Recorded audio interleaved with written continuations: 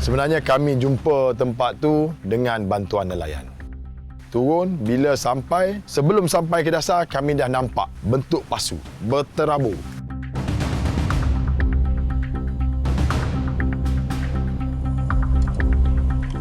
Hati sebagai seorang penyelam dah berdebar-debar. Okey, aku jumpa harta karun.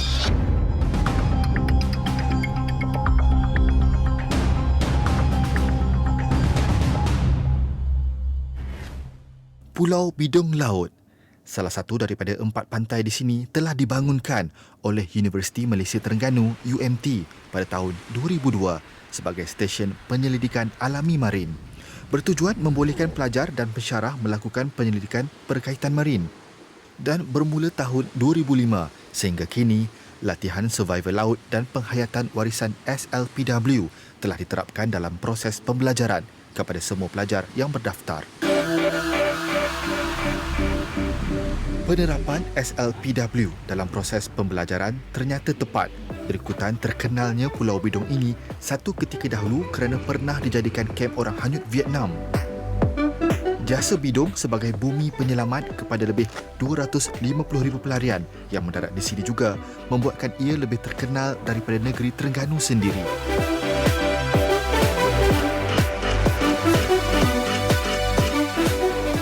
Nilai warisan sejarah di Pulau Bidung juga tidak hanya terhenti di situ. Tidak jauh dari perairan, sebuah tapak peninggalan sejarah telah dijumpai oleh penyelam UMT pada tahun 2013. Sebenarnya kami jumpa tempat tu dengan bantuan nelayan. Nelayan yang melaporkan kepada kami, di sana dia selalu dapat ikan. Tetapi dalam masa yang sama dia dapat juga telinga-telinga pasu atau serpihan-serpihan pasu yang melekat pada pukat ataupun mata pancing dia.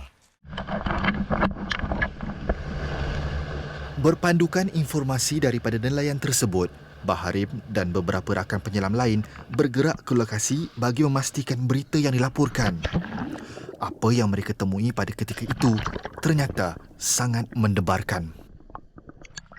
Mulanya kami menyelam untuk saja tengok-tengok tak ada apa-apa, nak tengok batu apa ada. Turun, bila sampai, sebelum sampai ke dasar kami dah nampak bentuk pasu berterabur.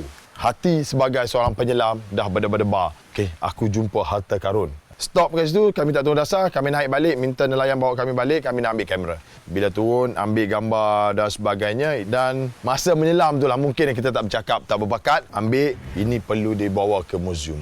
Berikutan hasil penemuan itu, UMT telah mendapatkan kerjasama daripada Jabatan Warisan Negara dan Uzma Archaeological Research dalam usaha mengenal pasti artifak tersebut. Proses pemetaan dan penandaan kemudian dilakukan di tapak tinggalan selain pengambilan sampel untuk tujuan kajian. Dengan bantuan Yayasan Korang Malaysia, dengan bantuan pihak Jabatan Warisan Negara, kita sempat buat pameran di PWTC mengenai penemuan tersebut lah. Dan selepas tu, barulah timbul rasa patriotisme tu. Jadi hilang rasa nak kaya, dia akan timbul rasa patriotisme, ini adalah khazanah negara. Namun, selaku pegawai sains dalam bidang marin, pengetahuan mereka tentang arkeologi, lebih-lebih lagi di dalam air, amat terhad. Pelbagai kursus dan latihan berkaitan arkeologi telah dihadiri bagi memperkasakan diri dengan ilmu baharu. Kami belajar macam mana untuk mendaftarkan, macam mana untuk pergi makluman kepada pihak Jabatan Warisan Negara. Jadi pihak Jabatan Warisan Negara ni memang banyak membantu. Masa tu kami memang amat jahil lah. Kalau pengetahuan kami mengenai arkeologi bawah air ni, kalau kosong di sinilah, di bawah kosong.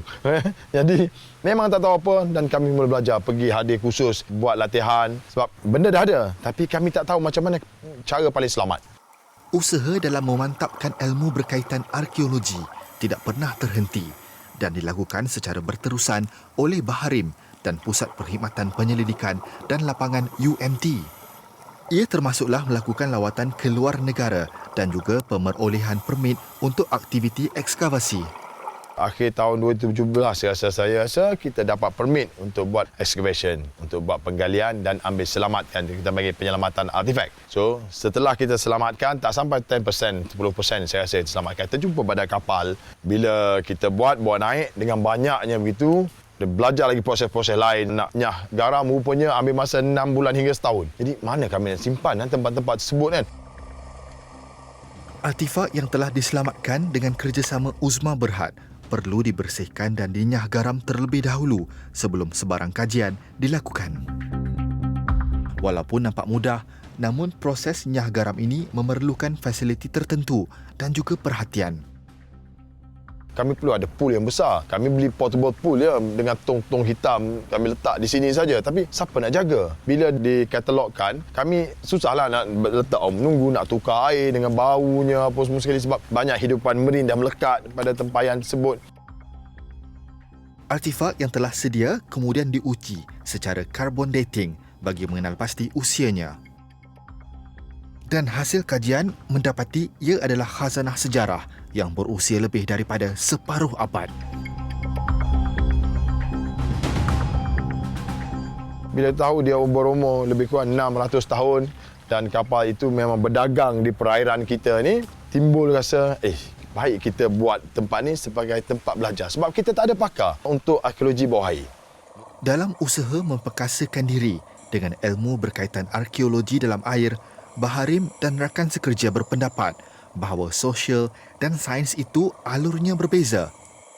Mereka kemudian bertindak menghentikan proses penyelamatan dan sebaliknya menjadikan ia sesuatu yang lebih bermanfaat. Kita tengok pendidikan arkeologi lebih kepada pendidikan sosial. Jarang dimasukkan sains. So UMT more to marine science berkaitan dengan sains marine. Jadi kita nak masukkan sains dalam sosial. Itu kita cuba gabungkan. Jadi bila begini timbullah beberapa orang dan kami telah bersetuju untuk tidak lagi buat ekskavasi. Kita cuba untuk jadikan tempat ini sebagai tempat latihan untuk melahirkan pakar-pakar negara.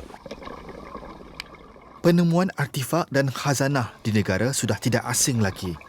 Ia tinggalan sejarah yang harus dijaga dan dipelihara. Baharim dan rakan juga telah bekerjasama dengan beberapa jabatan lain dalam penemuan beberapa artifak di Melaka baru-baru ini.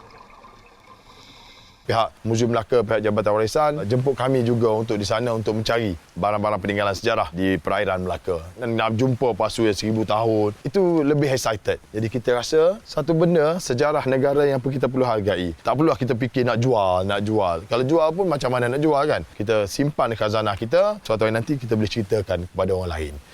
Sejak proses penyelamatan dihentikan, tapak tinggalan sejarah The Bidong Shipwreck ini hanya dilawati dan tidak terusik. Namun, ia bakal melahirkan pakar arkeologi bawah air dengan penubuhan Pusat Latihan Arkeologi Bawah Air Marine di Stesen Penyelidikan Alami Marine, UMT. Sekali sahaja kita buat proses penyelamatan dan kalau boleh kita nak fikir macam mana kita nak buat apa yang ada di sana sebagai tempat untuk lahirkan lebih ramai penyelidik, lebih ramai pakar-pakar dalam bidang arkeologi bawah air Malaysia. Khazanah negara seharusnya dihargai dan tidak dieksploitasi. Jika ia berkemampuan memberi dimensi baharu dalam bidang penyelidikan, ia seharusnya dilakukan dengan wajar bagi melahirkan generasi penyelidik yang berdaya saing. Budaya Terengganu yang sinonim dengan sejarah maritim serta khazanah dasar laut dan kehidupan marin haruslah sentiasa dikekalkan. Pemeliharaan semua bentuk budaya dan warisan bawah air harus diberi kepentingan yang sama kerana ia adalah sebahagian daripada warisan kita kepada generasi yang akan datang.